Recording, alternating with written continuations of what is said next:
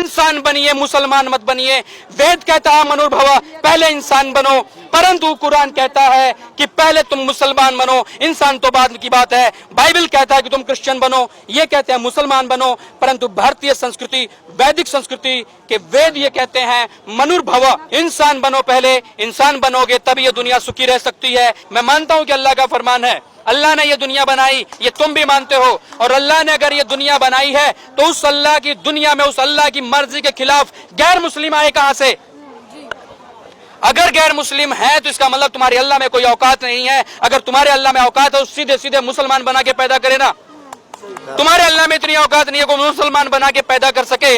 पहले तुम हिंदू पैदा होते हो, बाद में तुम्हारी मुसलमानी होती है, बाद में तुम्हारी सुन्नत होती है, बाद में तुम्हारा खतना होता है, तब तुम कलमा पढ़ते हो, तब तुम इस्लामिक होते हो। उसके पहले तुम कहां हो? सच्चाई को स्वीकार करो। सच्चाई को स्वीकार करने की हिम्मत होनी चाहिए, इतना गट्स होना चाहिए, इतनी औकात होनी चाहिए, इतना आत्मविश्वास आपको सिर्फ हिंदुओं में, भारतीय परंपराओं में, वैदिक परंपराओं में ही मिलता है, अन्यथा कहीं और नहीं मिलेगा। मैं तुमसे ये कहना चाहता हूं, जितने इस्लामिक हैं एक बार पुनर्निरीक्षण करो, अपना आत्मा अवलोकन करो कि तुम्हारी पीढ़ियां, तुम्हारे तार कहां से जुड़े हैं, तुम्हारी जड़ें कहां पर हैं। अपनी जड़ों को देखो। अगर तुम्हें यह दिखाई देता है कि तुम्हारे पूर्वज हिंदू थे तो उनके साथ बलात्कार हुआ है, ये तुम्हारी मां बहनों के साथ बलात्कार हुआ है, तुम्हारे पूर्वजों के साथ बलात्कार हुआ है, उन मुगलों ने, उन आतताइयों ने तुम्हारे पूर्वजों को जबरदस्ती इस्लाम में कन्वर्ट किया है। तो तुम्हारा प्रतिशोध ये होना चाहिए, तुम्हारा प्रतिक्रिया ये होनी चाहिए कि तुम उस जबरदस्ती को छोड़ करके, जब तुमको जबरदस्ती बनाया गया था, उसको छोड़ करके पुनः अपनी पुरानी पद्धति पर, पुनः अपने वैदिक धर्म का अनुसरण करो। ये सच्चाई है, ये स्वीकार करना होगा। आतताइयों का दामन छोड़ दीजिए। संसार में इंसानियत भी कोई चीज होती है। आपको क्या लगता है इस देश में जो सेक्युलर की परिभाषा है कि हम सेक्युलर हैं, तो उस परिभाषा में क्या हिंदू नहीं आते हैं? आपको क्या लगता है?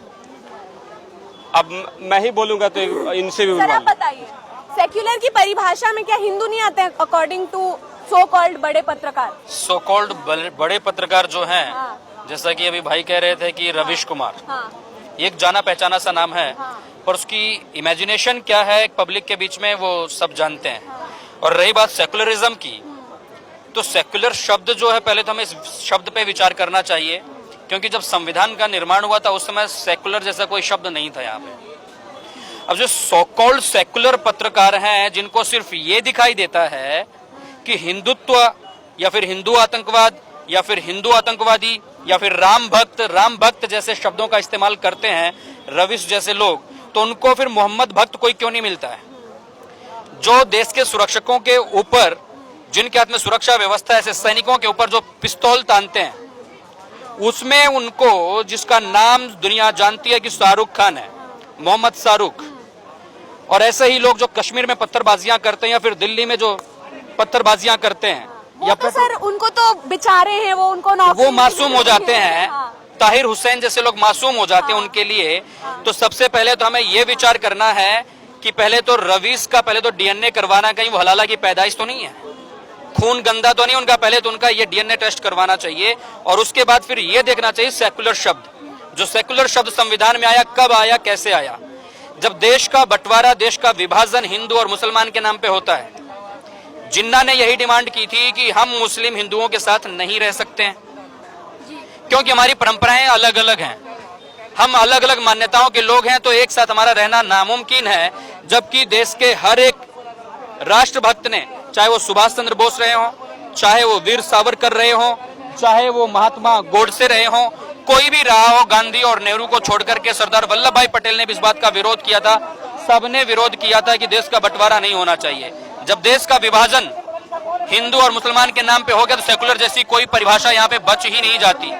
संविधान में बाद में ये सेकुलर शब्द और अल्पसंख्यक शब्द जोड़े गए हैं, तो देश के संविधान से पहले तो ये शब्द निकाल लेने चाहिए, क्योंकि अल्पसंख्यक शब्द का इतना ज्यादा गलत इस्तेमाल हो रहा है कि इससे बहुत सारी परेशानियां इस देश में उत्पन्न हो रही हैं।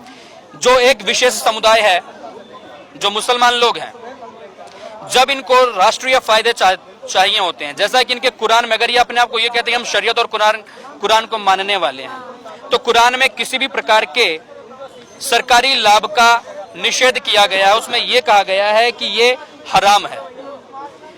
किसी भी तरीके से कोई भी छात्रवृत्ति लेना या कोई भी पैसा सरकार से लेना, वो सब हराम है। अगर इस्लाम इस बात को हराम कहता है, आप क्यों लेते हैं? जब आपको सरकारी फायदे चाहिए होते हैं तब आप अल्पसंख्यक बन जाते हैं कि हम अल्पसंख्यक हैं और इस देश के नागरिक हैं।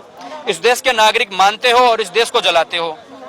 जब आपको वो सारे के सारे फायदे नहीं चाहिए होते हैं, जब आपको सब्सिडियां नहीं चाहिए होती हैं, तब आप कहते हो कि हमें इस देश में नहीं हम इस देश के कानून को नहीं मानेंगे, हमें शरिया अदालतें चाहिए, हम शरिया को मानते हैं, शरिया को ही मानेंगे। तो ठीक है ना, मानिए टोटल शरीयत पे आइए, फिर टोटल शरीयत पे आइए ना, कटवाइए अपने हाथ। शरीयत में जो विधान है उस हिसाब से चलिए। आप दो तरफा क्यों चलते हो?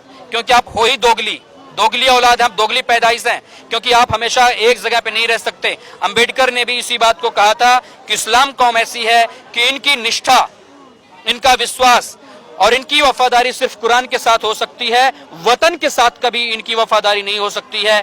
देश तो क्या, दुनिया में आप देख लीजिए, जहां पर भी ये रहते हैं, सिर्फ इनकी वफादारी कुरान के साथ होती है, उस देश के साथ